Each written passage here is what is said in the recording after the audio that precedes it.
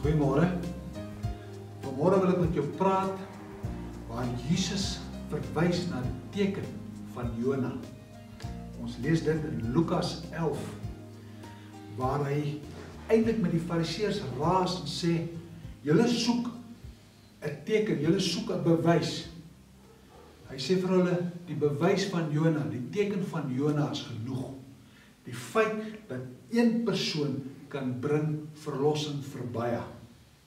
En dis die boodskap van Jesus Christus. Een persoon gehoorsaam aan die Here bring verlossing vir baie. Ons is dankbaar dat Jesus gekom het sodat vuil sondige mense, soos die mense lankal van Ninive, ook ons gered kan word. Baie mense sê eers die Here moet 'n wonderwerk doen, dan ek sal glo. Nee, die Here sê, die Bybel praat van Jona, julle ken die storie, dit is genoeg.